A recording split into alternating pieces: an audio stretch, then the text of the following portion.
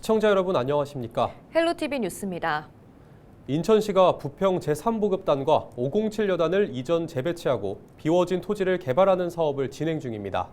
하지만 민간 사업자가 나서지 않으면서 사업 차질이 우려되고 있는 가운데 지역에서는 사업에 대한 전면 재검토 목소리가 끊이지 않고 있습니다. 송유찬 기자의 보도입니다. 부평구 상곡동 제3보급단과 507여단을 북해일신동 제17보병사단으로 이전 재배치하고 이전으로 인해 비어진 해당 토지를 개발하는 군부대 이전 사업. 인천시가 이 사업을 진행하기 위해 지난해 7월부터 3개월간 사업에 참여할 민간 사업자를 공모했지만 신청한 업체가 없어 최종 유찰됐습니다. 사업성이 보장되지 않다는 것이 가장 큰 이유입니다. 이런 인천시가 구상하고 있는 개발 계획이 공동주택 개발 수익으로 부대 이전 방식으로 부동산 경기 악화, 고금리, 물가 상승 등 때문에 시장에서도 힘들다는 것을 증명하는 결과라고 볼 수 있죠. 인천시 역시 해당 사업의 어려움을 사업 설명회 당시 언급한 바 있습니다. 당시 시와 인천도시공사는 보도자료를 통해 부동산 불안과 PF 시장의 불안정 등을 언급했고 민간 사업자 공모 역시 어렵다는 현실을 인지하고 있었습니다. 특히 창원과 전주 등에서도 인천시가 추진하는 기부대 양회 방식으로 군부대 부지를 개발하려고 했지만 사업성 논란이 일기도 했습니다.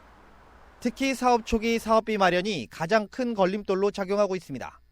비용은 약 6천억 원으로 사업 초기에 막대한 재원 투입을 요구합니다. 민간 사업자들은 쉽게 공모에 참여하기 어려운 상황이라는 것.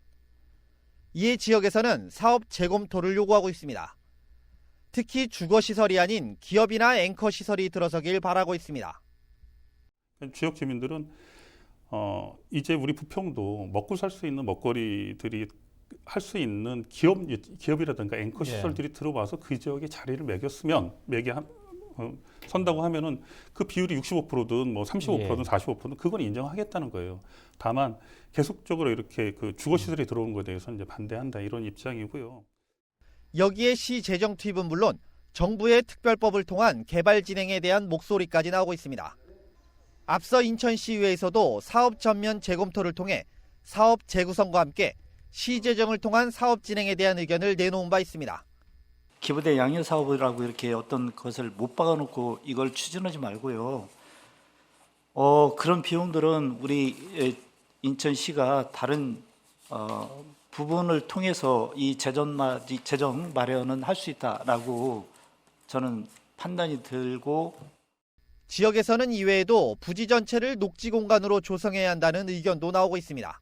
시는 올해 안으로 공모 유찰 대응 방안을 결정해 사업을 추진하겠다는 계획이지만 부동산 시장 침체 등 민간 사업자 참여가 어려울 것으로 전망되고 있는 만큼 사업에 대한 재검토가 필요해 보이는 시점입니다. 헬로티비 뉴스 송유창입니다.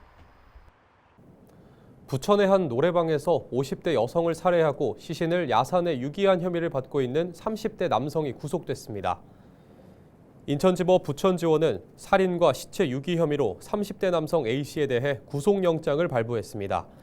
A씨는 지난 13일 아침 7시쯤 부천 노래방에서 50대 여성 B씨를 살해한 뒤 인천 서구의 야산에 시신을 유기한 혐의를 받습니다.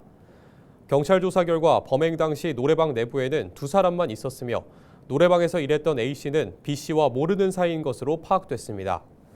A씨는 경찰에서 술을 먹고 말다툼하던 중 범행을 저질렀다는 취지로 진술한 것으로 전해졌습니다.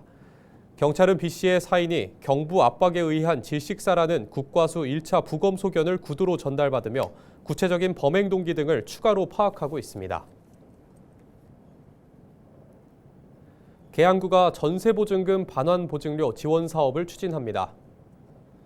이 사업은 전세금 미반환 사례가 지속되는 상황 속에서 저소득층이 전세보증금을 반환받지 못하는 피해를 예방하기 위해 지원하는 사업입니다. 2023년에 청년 신혼부부를 대상으로 시작해 지난해부터는 전 연령대의 저소득층까지 확대 지원하고 있습니다. 계양에 거주하는 무주택자 임차인으로 전세보증금 3억 원 이하, 연소득이 청년은 5천만 원, 그 외는 6천만 원 이하여야 합니다. 다만 신혼부부는 연소득 7,500만 원 이하입니다. 신청은 관련 서류를 구비해 정부24로 온라인 신청하거나 구청 2층 사회보장과로 방문하면 되며 자세한 내용은 계양구 누리집에서 확인할 수 있습니다. 중동 신도시 선도지구 주민들이 곧 재건축 사업 시행 방식을 결정합니다. 주민들 스스로 조합을 꾸려 추진할지 아니면 신탁회사에 맡겨 추진할지 선택해야 하는데요. 장단점을 살펴보겠습니다. 이관성 기자가 보도합니다. 최근 분당 신도시에서는 통합 재건축 선도지구 단지들이 잇따라 신탁 방식의 재건축을 선택했습니다. 주민들이 직접 조합을 만들어 추진하는 것보다 재건축 사업 경험과 전문성이 있는 신탁사가 맡는 게 유리하다는 판단에 섭니다. 신탁사가 재건축 사업을 맡게 되면 통합 재건축 과정에서 우려하는 주민 간 갈등과 사업 지연을 줄일 수 있습니다. 또 조합 방식보다 투명성이 높아 단지들 간 이익 관계가 다른 통합 재건축에서 유용합니다. 하지만 신탁사에게 적지 않은 수수료를 지급해야 해 사업성을 먼저 따져봐야 합니다. 사업성이 뛰어난 단지들은 그래도 신탁 방식을 채용을 해서 투명성을 제고할 수 있겠지만 일반적으로 사업성이 떨어지게 되면 신탁 방식이 아닌 일반 방식을 취해서 사업을 해야만 이 사업성을 제고하는 데 도움이 될 수 있다. 신탁 방식 외에 주민들은 조합을 직접 만들어 추진하거나 공공주도 방식을 선택할 수도 있습니다. 조합 주도 방식의 경우 조합원들이 사업을 주도해 자율성이 높고 사업 수익을 최대한 확보할 수 있습니다. 하지만 경험과 전문성이 부족해 조합원 간 갈등 해결과 사업 기간 관리가 어려울 수 있습니다. 갈등 때문에 사업 기간이 늘어나면 비용이 늘어 사업 수익은 줄어들게 됩니다. LH나 GH 등 공공이 주도하는 방식은 안정성이 높고 절차가 간단해 속도가 빠릅니다. 하지만 공공성 때문에 주민들의 기대 수익이 낮아질 수밖에 없습니다. 중동 신도시 선도지구 주민들은 사업 시행 방식 선택을 앞두고 신중한 모습입니다. 전문성은 그 전문가를 우리가 선택을 해가지고 해서 충분히 커버할 수가 있고 부정행위를 이제 방지하고자 하는 뭐 윤리강령이라든가 이제 이런 거를 각서를 받고 하는 그런 생각을 가지고 있습니다. 중동 신도시 은하마을 통합 재건축 준비위는 오는 23일 주민 설명회를 거쳐 사업 시행 방식을 선택할 예정입니다. 헬로티비 뉴스 이관서입니다.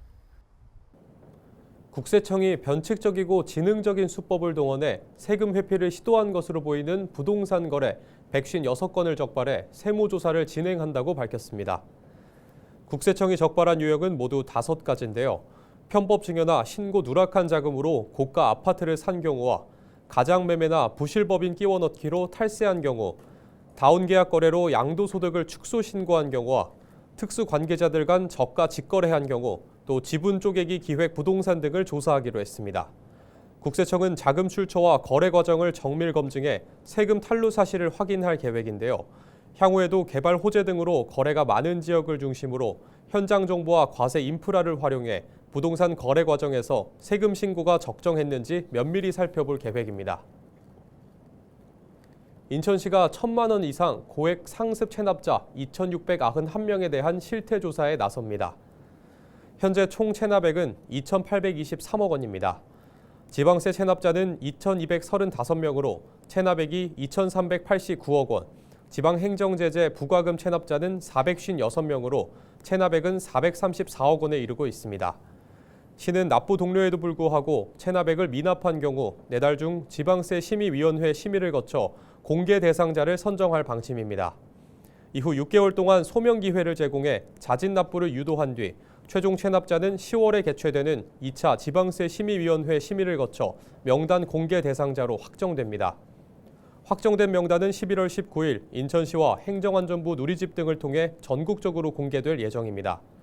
앞서 시는 지난 14일 압류 자동차 인도 명령서를 발송하고 강제 처분 절차에 착수했습니다.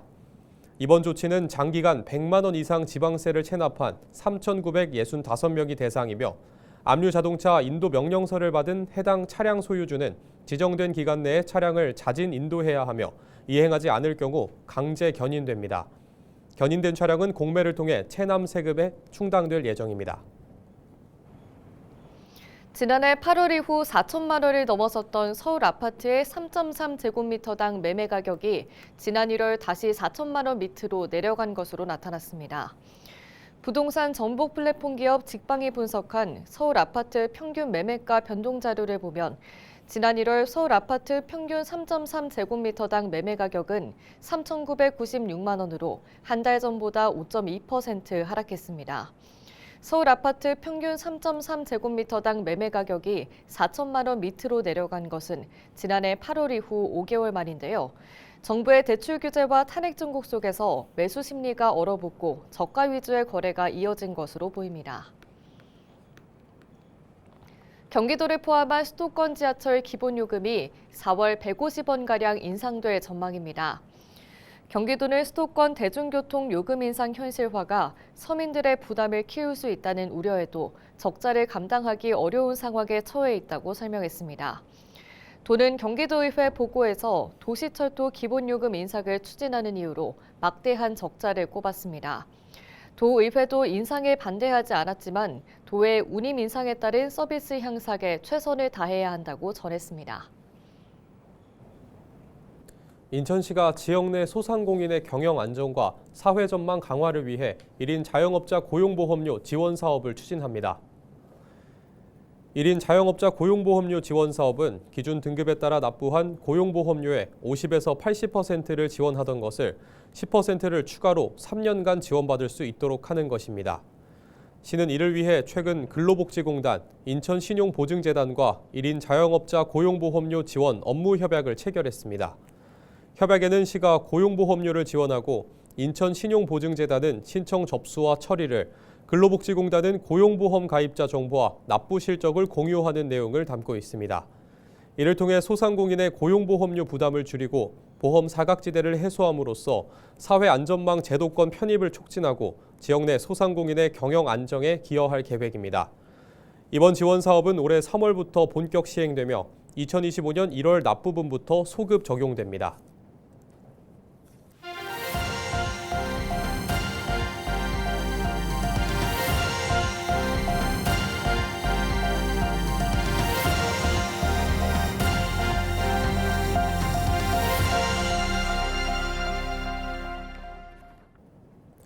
경기도교육청이 중등교사 임용시험 합격자 번복 과정에서 당락이 바뀐 응시자들을 지원하기로 했습니다.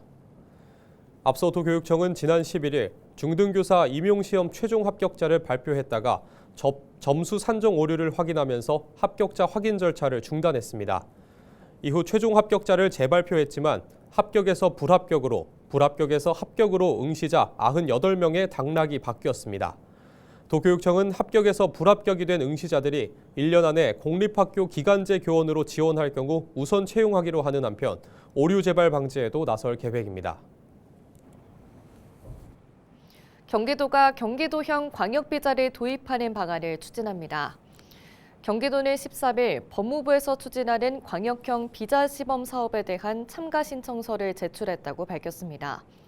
도는 산업 현장의 인력 수요를 충족시키고 외국인 우수 인재를 끌어오기 위해 경기도형 227 광역비자를 설계했습니다. 경기도형 광역비자는 관리 전문 직종과 준 전문 직종, 일반 기능 직종 등 총 3개 유형의 87개 직종으로 구성됩니다. 경기도가 오는 4월 법무부 사업지역으로 선정되면 3월 31일부터 내년 12월 말까지 21개월 동안 취득 요건은 완화하고 우대 조건은 강화한 형태의 광역비자 제도를 시범 운영할 수 있습니다. 서울시 보건환경연구원이 지난해 학교나 재건축, 재개발 사업장에서 공기 중 성면 수치를 검사한 결과 모두 기준 이내였던 것으로 확인했습니다. 검사 대상은 성면 해제, 제거 현장 31곳으로 이 가운데 학교는 12곳입니다. 연구원은 자치구의 의뢰를 받아 성면 해체, 제거 현장에서 시료를 채취해 배출 허용 기준에 적합한지 확인하고 있습니다. 한편 성면은 WHO가 지정한 1군 발암물질로 2009년부터 사용이 금지되어 왔지만 과거 성면을 건축자재로 쓴 노후 건축물 작업 시 감시가 필요한 물질입니다.